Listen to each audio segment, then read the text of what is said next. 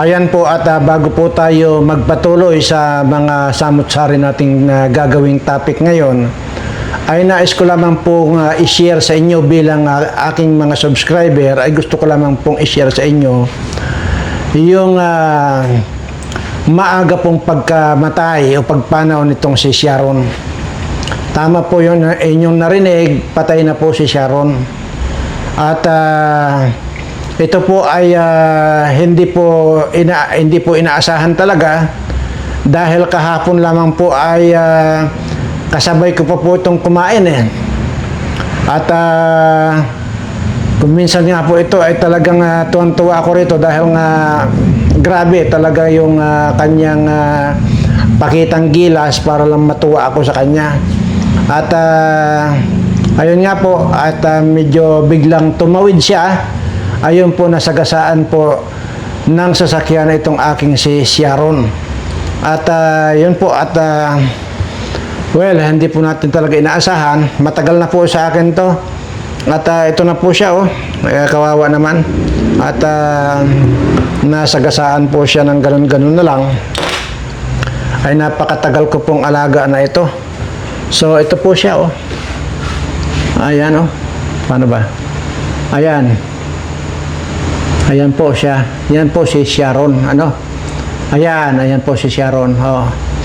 So, yan po. Kasabay ko lang pong kumain to kahapon. At ngayon nga po ay wala na siyang buhay. At so, ayan po. Kaya sabi ko, i-share ko rin muna sa inyo bilang mga subscriber ko ito pong pagkamatay ni Sharon. Ano? So, ayan po, at bago po tayo siyempre magpatuloy sa ating topic ay nais ko po munang ipahatid ang aking mapagpalang pagbati sa inyong lahat ng mga subscriber ko, at ganon din po sa mga followers at mga viewers ko, na sana manawari ay ligtas kayo sa anumang uri ng kapahamakan, ligtas sa anumang uri ng mga mabibigat na karamdaman, at siyempre lalo na rin po doon sa mga problema sa buhay, sana ang dumating na lang sa inyo ay swerteng walang katapusan. Dahil po linggo naman ngayon ay nais ko lang pong ipaalala sa inyo na kausapin niyo po ang ating Panginoon. Bagamat tuwing linggo naman yan ay ipinagdarasal ko kayong lahat na sana ibigay na sa inyo yung swerteng lagi kong binabanggit dito. At sana nga ay dumating na sa inyo. At pumunta lang po kayo sa sulok ng inyong bahay, magdasal po kayo. At kung meron man po kayo nagawang pagkakasala, ay humingi po kayo ng tawad sa Kanya. At para sa ganun ay wala kayong iniisip na baka siguro ganito, ganun, kaya siguro malas ako dahil ganito, ganun. Yun po. Para po walang bigat sa inyong dinadala, hingin nyo po ng kapatawaran sa ating Panginoon. At dahil po dyan sa mga ganyan na gawain natin ay mapapatawad tayo, at the same time ay hindi nila kayo pagkaitan ng blessings na galing sa Panginoon. Ayan lamang po. So, ngayon po ay ang tatalakayin po natin ngayon yung di po ba alam niyo naman po yan, kabila naman po sa social media yung react ng react itong si Soto dito sa ginawang pagbasura ng impeachment dito kay BP Sara. At kasi yan po ay naka-archive lang po yan sa Senado na anumang oras ay pwede lang bulat-latin yan. Pero dahil sa desisyon ng Korte Suprema, hindi na po nila pwedeng bulat-latin yan. Dahil nga po ay nagdesisyon na po ang Korte Suprema. At dahil po dyan ay sinabi po nitong si Soto na pinulaan niya, binulipan niya itong mga Supreme Court na itong desisyon daw na maling-mali daw. At kung ganyan daw, ay mas maganda raw baguhin na lang daw nila yung 1987 Constitution. Kaya ko po tinapik ito ngayon dahil po pala na ngayon parang naniniwala na ako dun sa kasabihang namamana talaga yung katangahan. Alam niyo po ba kung bakit nasabi kong namamana yung katangahan? Kasi nga po, ganyan-ganyan din po pala yung ginawa nung lolo nitong si Soto na ito. Lolo po niya na dating senador din. Ganyan din po ang ginawa ng mga kung ano-ano mga sinabi sa Supreme Court hanggang sa na-indirect contempt yung lolo niya at pinagbayad at nakulong pa. So ganun-ganon, walang pinagkaiba. Itong ginawa ni Soto dito sa Supreme Court ngayon. At ang dami niyang sinasabi ng mga kamalian daw ng Supreme Court at siya ngayon ang matalino. Siya ang mahusay, siya ang may nakakahigit na nakakaalam. Which is yan pala noon ay ginawa na rin po pala yan ng lolo nitong si Tota Soto na ito. So kaya sigurado na po na kulong din po ito at magbumulta pa itong si Soto na ito dahil sa minanan niyang katangahan sa lolo niya. At ito po ang katunayan. At na dahil dun sa ginawa ni Soto na ito at ginawa din ng lolo niya noong 1949 ay makukulong din po itong si Soto. Ito po Sa matter of fact, may jurisprudence, pangalan din, Inre Vicente Soto, 1949. Lolo niya at senador din. At doon, indirect contempt. Same case at convicted siya. Nag-fine siya doon. At ang ginawa ng lolo niya doon ay pareho rin sa ginawa niya dito. Criticize siya yung decision ng Supreme Court. Intimidate niya yung Supreme Court. Pinuli niya yung Supreme Court. At sinabi, baka palitan yung mga laman ng Supreme Court. Yun din ang sinabi ni Senator Tito Soto dito. Magchat-chat tayo at palitan natin yung laman ng Supreme Court. Kaya mataas ang tiwala namin sa case na ito dahil merong precedent na lolo niya pa. At kung ano ang ginawa ng lolo niya dati, yun din ang ginawa niya ngayon at same case at same penalty rin ang lalabas laban sa kanya ngayon. Indeed, history repeats itself. So yung sa Inri Soto, isa sa mga kaso yun na ni-review namin when we were taking the bar examination, di ba, Atty. Perdi? Oo. Sa matter of fact, may jurisprudence, pangalan din, Inre Vicente Soto, 1949. yan. So ibig sabihin talagang minana lang talaga ni Soto itong katangahan ng lolo niya. So ngayon siya ngayon ang makukulong at magmumulta. Ang dami-daming mamanahin yung pangkabubuhan at katangahan ng lolo nito minana. At imagine, sino ba itong Soto na ino para bulihin itong Supreme Court? Hindi nga nag-aral yan. Di ba? Ay nag-aral naman pala niya sa Juan Bull University doon sa Itbulaga. So ganyan po yung kaya talagang hindi lang po doon sa katangahan at kabubuhan ang namana nito, pati yung kayabangan ng lolo niya, namana niya. Ayan ngayon. Tapos ngayon kung ano-ano nasasabi niya diyan sa social media na bakit siya lang daw ang kinasuhan. Actually ito pong mga nagkaso nito sina Attorney Topacio at yung nagsasalita kanina yun yung si Attorney Respicio na Vice Mayor ngayon sa Isabela ba yan? So yun po. So sigurado na talo na agad itong si Soto kasi dati ay pinakulong nga yung lolo niyan at saka nagbayad pa ng danyos. Same itong ginawa. Anyway, sige. Okay. Mapunta naman po tayo dito sa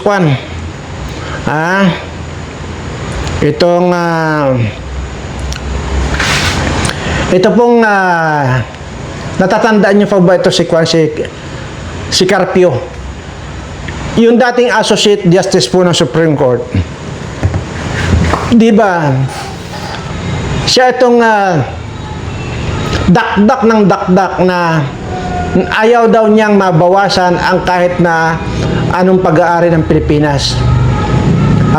Masyadong ipal na po ito. Ngayon, na-discover ni na Marcolita na siya pala ang namigay ng libo-libong ektarya na nasasakupan ng Pilipinas. Kaya minsan nakakatakot po yung kunwari nagmamalasakit Nakakatakot po minsan. Kagaya po nitong Carpio na ito, kunwari malamasakitan. Yung pala, hindi po natin alam, baka ito binayaran din po ito So, wala po tayong doon, ebidensya pa. Pero, hinahalukay na po nila yan. So, ito po, kunwari ang tali-talino at talagang lumalaban sa China, pero hindi po pala. Yan Siyempre, yung gobyerno nagkamali siguro. Bakit ganun? Oo nga Pero po. napilitan na rin ako eh. Paano? Siyempre, yung gobyerno nagkamali siguro. Bakit ganun? Oo nga Pero po. napilitan na rin ako eh. Paano? Sa akin ipinupukol ang pagkakamali na sila ang gumawa. Pagkatapos pagtatakpan nila yung kanilang pagkakamali. Huwag ka mag-alala, Justice Carpio. Meron ka pang isang araw tatalakayin namin kung paano mo ipinamigay ang halos 242,000 Putang ina. square nautical miles ng ating territorial sea. Ay, napakalaking bahagi ng Oo. Pilipinas to, Sen. Yan ay yung pinaka-ebidensya ng treason. Alam mo kung bakit yan? Oo. Doon sa kanyang ginawang pagdidesisyon, inakala niya, o sige Sen, kanya, desisyon na po niya ito, ha? desisyon niya ito. O ito, maalala niya, sasabihin ko sa kanya, Magalyona versus Ermita. Okay. Oo. Gumayag siya sa argumento ng gobyerno na paliitin na lang natin ang territorial sea sapagkat makakakuha na tayo ng ganansya sa ating exclusive economic zone. Lumaki nga sa palagay niya ang exclusive economic zone, ipinamigay niya yung 242,000 square nautical miles. Oho. Territorial sea yun, Jen. Ibig sabihin, parte ng ating territory. Yes, correct. Yung maritime rights, limited lang yun. Limited Economic lang po yun. rights lang yun. Opo. Oo. I charge him treason for this. Kailangan malaman mo na, Justice Carpio, kung nakikinig ka. My question Okay. now to the administration. Okay. Grabe ano. Siya itong salita ng salita, nakala mo kung sinong malinis ang hayop na itong Carpio nito na sarap tirado rin ang mukha nito. Ayun pala siya, 2,000 mahigit na square miles. Ang pinamigay pala ng gagong to. Tingnan mo, gagaling-galingan, nagtatali-talinuhan at nagmamalasakit-malasakitan. Kuno. Pero sigurado ito, bayad ito. Tapos ang itinuturo niya, maka-China, itong sina Marcolita, sina Sara Duterte, President Duterte. Yung pala, ayan. Kagaya na lang ng ginawa ni Trillanes. Makikita niyo naman po na sa hearing po yan dati na yung nag-walk out nga yan yung kung ilang beses pumunta ng China yan, nag-backdoor yan. Nung pagkatapos mag-backdoor ang animal na Trillanes na yan, ayun, nasakop na yang Scarborough Shoal. See? Ganun eh. Kaya itong dapat na itong mga nililikida eh.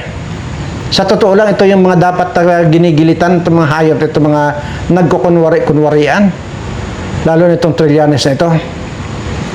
Okay, mapunta naman po tayo dito sa Kwan. Ito, naglabas na po yung ICC. Yung mga kasabwat sa mga war on drugs ni President Duterte. At sinabi na po, pinangalanan na po dyan na yung mga ibang kapulisan, mga general, at saka itong si Bato de la Rosa, kasama na po si Bongo. Nakasabwat daw po sa krimen itong mga ito. See?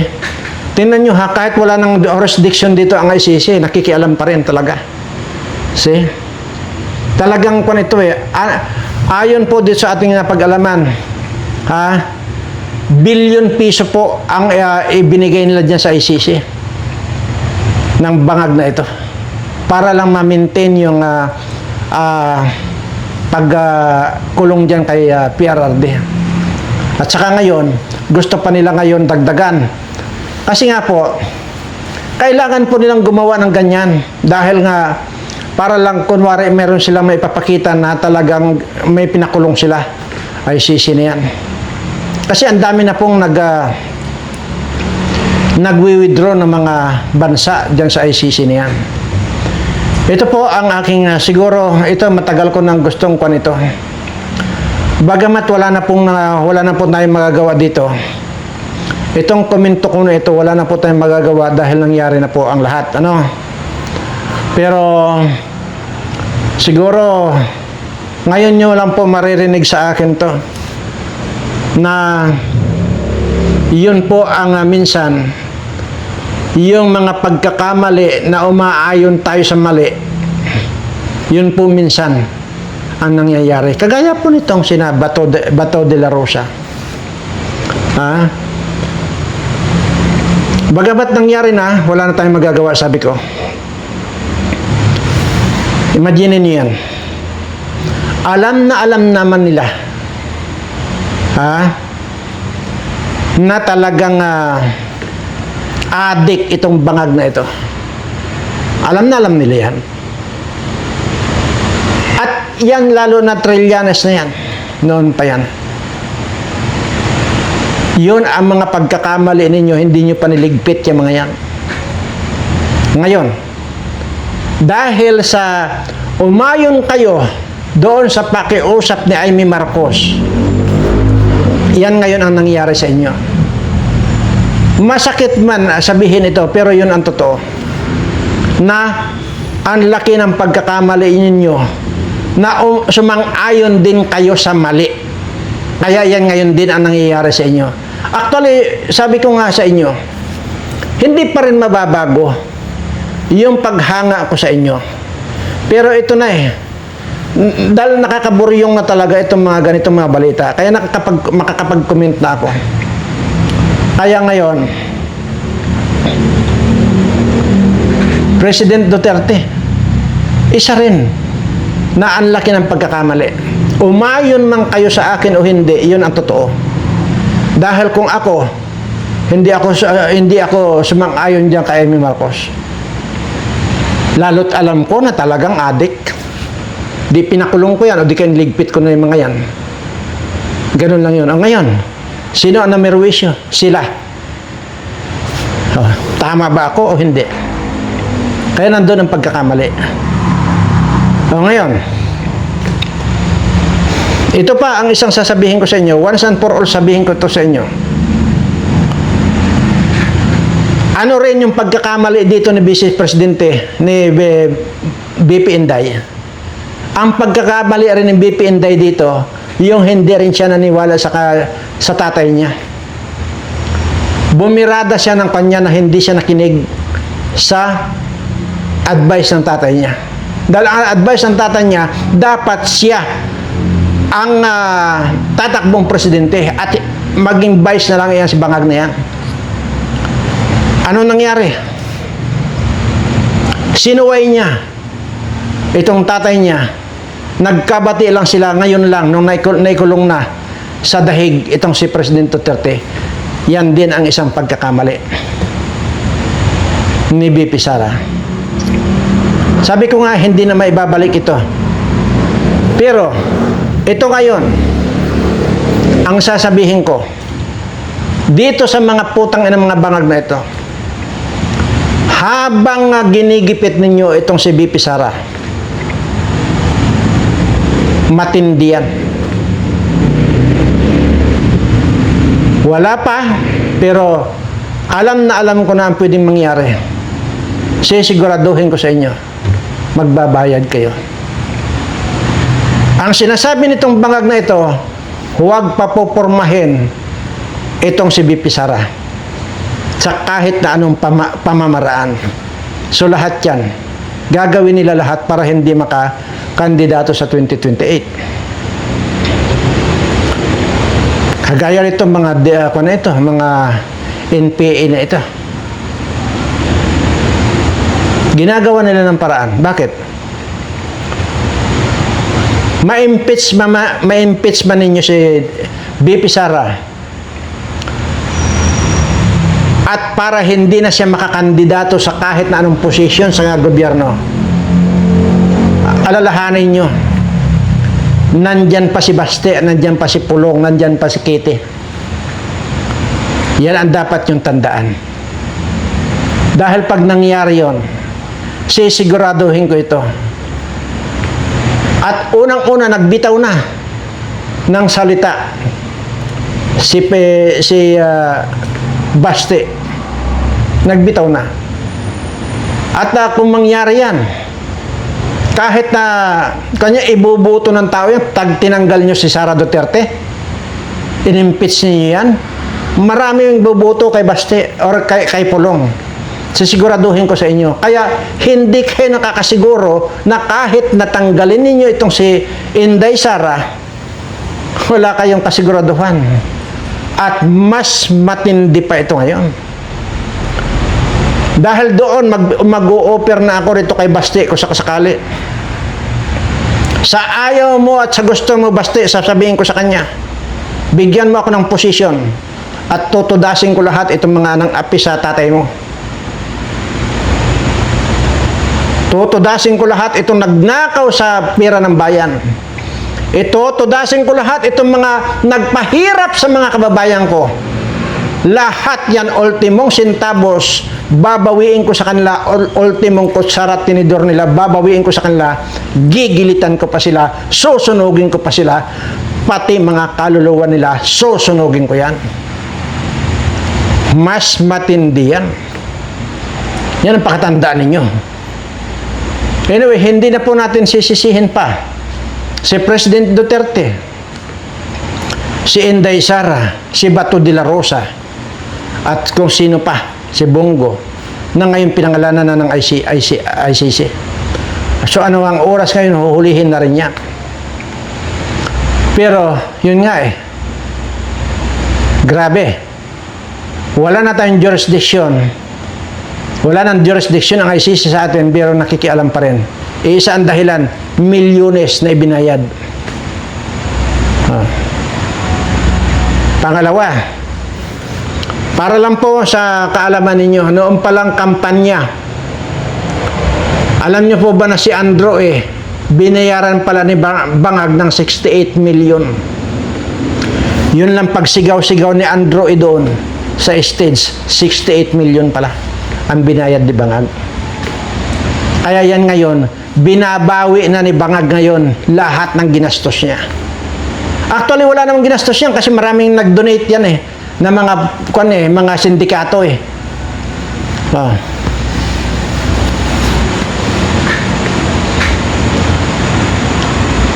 Bagay yung sa akin na donation, tarpaulin lang naman yon. Diyan sa dalawa na yan, sa tamdim ni Sara at itong Bangag na ito. Dahil sa kagustuhan ko lang na makatulong sa dalawang yan, dahil gusto ko silang dalawa, ay nag-donate po ako ng tarpaulin na halagang 1.5 million. May resibo po sa akin yan. Kaya naka-indicate po doon kung ano yung nakasulat sa tarpaulin. 1.5 million po ang ginastos ko rin dyan. Tapos ganito lang. Dahil ang inaasahan ko, mapapaangat na sana. Kung hindi lang nagkakagulo-gulo itong dalawang ito, Presidente at Vice President, inaasahan ko nagaganda sana ang buhay nitong aking mga kababayan Pilipino. Pero hindi. Pinapatay pa nitong mga animal na mga bangag na ito. Madiyan mo, ilang daan ang namatay sa mga baha-baha na yan. Hindi lamang po yung mga namatay, yun pong mga gamit ng mga taong ito na nasira dahil dyan sa baha na yan. Napakatagal nilang pinag-ipunan, napakatagal nilang pinundar. Nasira lang dahil dyan sa baha na yan, na kung saan, kung tutuusin, wala sanang baha, kung ginamit lang lahat ang pera ng bayan. Ay ang problema, si Tambaloslos, si Bangag at saka si Saldi ko lang ang nakinabang. Anyway, bago po tayo magtapos ay kita ko lang po itong sinasabi ni Sharon na Burikat. Ikaw pangalan pala ng pusa ko ito na kamamatay lang. Na ang sinasabi niya doon sa programa na yon na nagkamali daw ng pinili si Bongbong Marcos para sa kanyang vice presidente. Itong plastic na ito, tingnan nyo ha. Samantalang noon, silang dalawa ni Sara ayan It's the one and only, Inday Sara. Admire her. She's really been a good mayor. I call her Inday Mayor and she goes, it's so cute, so sweet. Ate siya. Napaka-plastic talaga. Sir, I'm only one by... Napaka-plastic talaga tong animal na ito. Sana ito na lang namatay kaysa doon sa pusa ako Total, magkapangalan naman sila Grabe. Isa pa. Mayroon pa akong ipapakita sa inyo. Ha?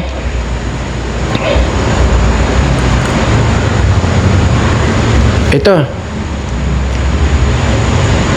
Hi guys! Alam niyo ba na nag-viral ang mukha ni Tarila? Ganon din tong si Mata. Ay Mata, cookie pala. Ay sticky po ba? Yung may asawang laos na mahilig magdrama gamit ang sipon niya. At ito namang syunga na si Chucky ba? Ang ingay-ingay, wala namang utak ang bruha. Talagang tudukayod sila para mag-viral to mga. Para malihis ang flood control scam ba? Kaya wag niyong kalimutan ha na ibalik ang usapin kay Banga Gatamba. Tandaan niyo, trilyon yung nasa mali-malita. Totoo naman eh.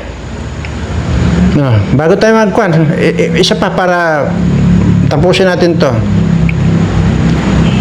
Ang sinasabi nito dati, ni itong si Kiko na Mata, itong Kiko na dokno ka ng bobo.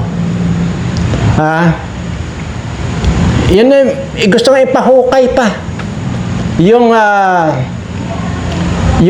bangkay ni Marcos diyan sa libingan ng Bayani. Ngayon, todo himod sa tumbong ni Bangag na mayroon ng colon cancer na nagdugo-dugo na ampwet. Hinihimod pa nitong bugok na Kiko na ito. Tingnan nyo ito, anong araw? Doon sa pagkakalibing. Napakalungkot itong pangyayaring ito na sa araw na ito ay nilibing ng isang magnanakaw at diktadura. Sa libingan ng mga bayani. Mahirap ipaliwanag sa ating mga anak kung tatanungin nila na bakit ang isang nang-abuso, nagnakaw at pumatay ay ngayon pinaparangalan at binigyan ng espasyo. Napakalungkot itong pangyayaring ito. So, tingnan nyo yan. Against yan kay Marcos. Ano nangyari ngayon?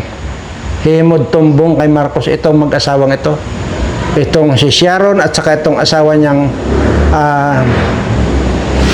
hindi ko maintindihan ito kung tao ba yan o unggoy. Actually, mayroon pa.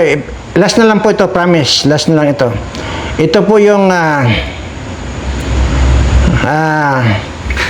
kuha ito nung nangangampanya na ito po yung binalot niya yung ipot ng manok tapos kinain niya.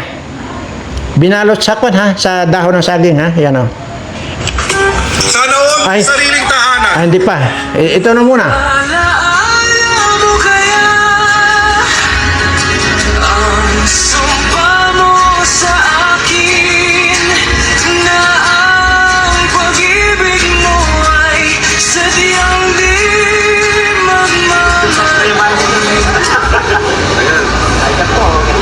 Ito ang dagat. Ito na. Ayan, Ayan.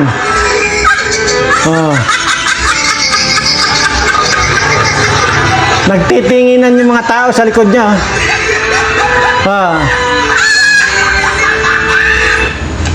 Hindi nakatiis yung isa, umalis. Madin mo ipot ng manok. Binalot niya sa saging. Daw ng saging nilamon ng gago. So, sige po. At hanggang dito na po muna.